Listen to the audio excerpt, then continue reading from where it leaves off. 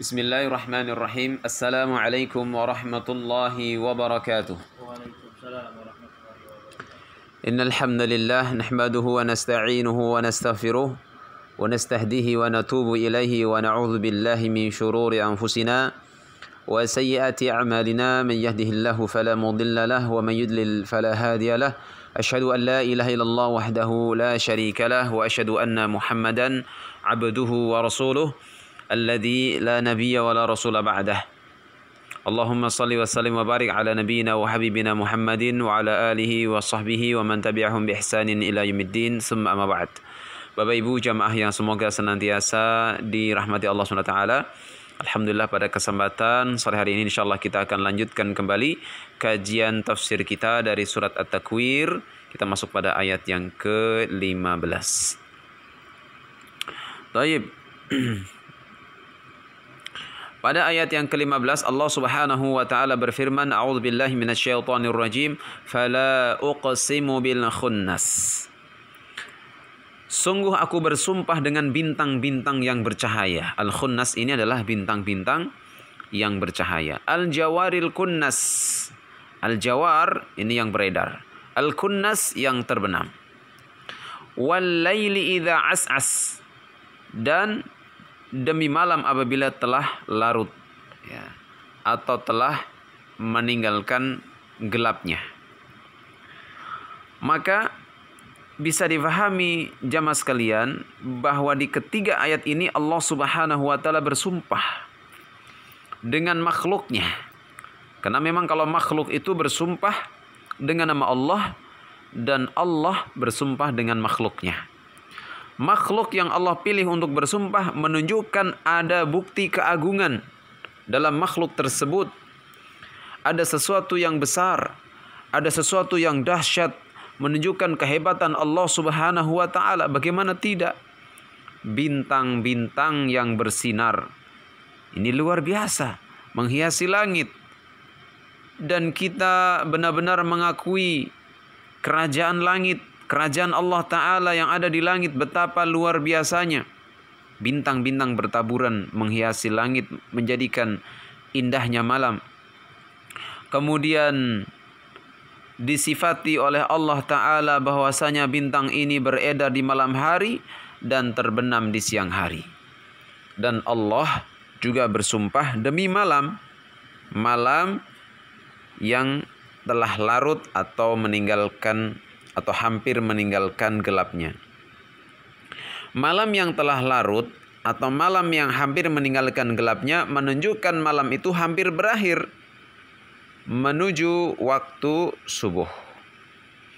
Maka terkait mana as-as di sini adalah adbara wa aqbala. Adbara au aqbala maksudnya adalah pergi atau datang. Sehingga bisa mengandung dua makna. Malam ketika ia datang, ya, atau malam ketika ia pergi disebut as-as. Tetapi kalau kita melihat ayat selanjutnya, yaitu pada ayat 18 Allah Ta'ala berfirman, was-subhi idza tanaffas, demi subuh apabila fajarnya mulai menyingsing. Nah, perhatikan pada ayat ini. Allah Ta'ala nyatakan was-subhi, demi subuh, idza tanaffas, apabila fajarnya menyingsing. Kalau fajarnya menyingsing berarti malam datang atau pergi? Fajar muncul berarti malam datang atau pergi? Malamnya pergi. Berarti di ayat sebelumnya menunjukkan tentang datangnya malam, sehingga makna as-as lebih rajih adalah aqbala. Ya.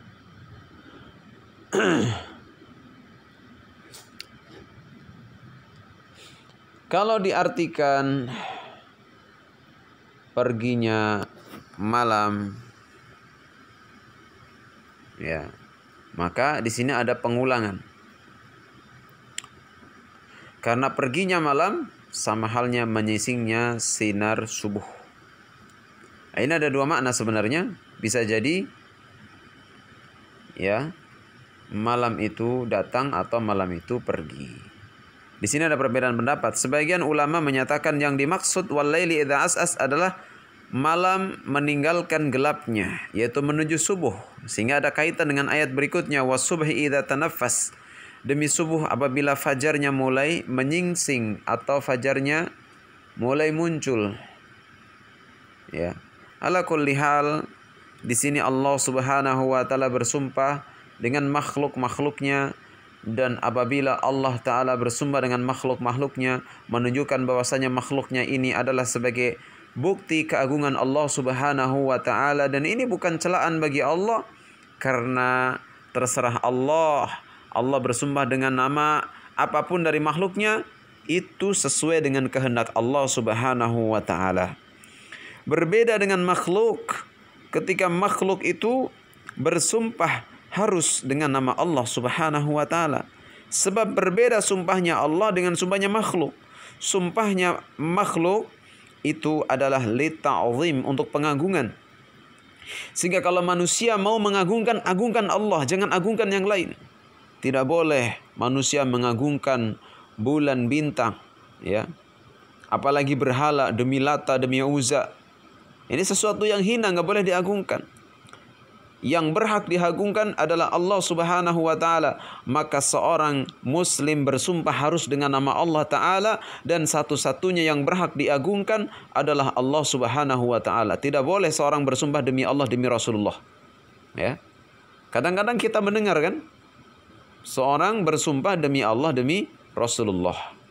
Demi Allah, demi Nabi Muhammad, demi Allah, demi malaikat, demi Allah, demi Ka'bah. Nah, kadang-kadang orang seperti itu. Ini keliru. Yang benar adalah demi Allah. Cukup. Tidak perlu ditambah dengan yang lainnya. Karena hanya Allah satu-satunya berhak diagungkan.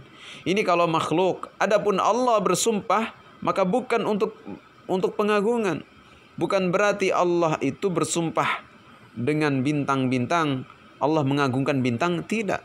Tetapi justru makhluk-makhluk Allah ini sebagai bukti keagungan Allah Subhanahu wa taala, zat yang bersumpah. Nah, ini bedanya, ya. Kalau makhluk bersumpah dengan nama Allah, maka sumpahnya itu mengagungkan Allah. Kembali kepada Allah, bukan kepada dirinya. Ya.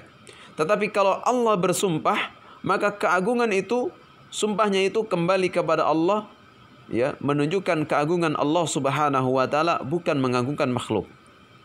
Nah, ini bedanya. Nah, jadi tidak boleh seseorang itu bersumpah dengan nama selain Allah, karena ini kekufuran.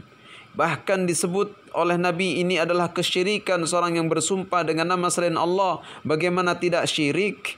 Dia mengagungkan selain Allah yang tidak layak diagungkan. Dalam hadis yang sahih riwayat Abu Dawud di nomor 2829, juga riwayatkan oleh Imam At-Tirmidzi nomor 1535, disahihkan oleh Syekh Al-Albani dalam Sahihul Jami nomor 6204. Rasulullah SAW bersabda, man halafa bi ghairillahi faqad kafar aw asyrak. Siapa yang bersumpah dengan nama selain Allah, sungguh dia telah kafir atau syirik. Sehingga apa? Tidak boleh seseorang bersumpah dengan nama selain nama Allah Subhanahu wa taala. Allah bersumpah bebas dengan nama makhluknya, ya. Tetapi kalau makhluk harus bersumpah hanya dengan nama Allah Subhanahu wa taala. Karena kalau makhluk bersumpah untuk mengagungkan yang dijadikan sumpah, maka ketika manusia, seorang muslim bersumpah dengan nama Allah, berarti seorang muslim mengagungkan Allah taala. Beda dengan Allah ketika bersumpah. Ketika Allah bersumpah, hakikatnya adalah mengagungkan dirinya sendiri. Allah bersumpah demi malam, menunjukkan bahwasanya Allah lah pencipta malam. Maka Allah yang maha agung, yang hanya Allah yang mampu menciptakan malam. Ada makhluk tidak bisa menciptakan malam. Berarti Allah bersumpah dengan nama makhluknya, menunjukkan makhluknya ini sebagai tanda-tanda kebesaran Allah, tanda-tanda keagungan Allah Subhanahu wa taala.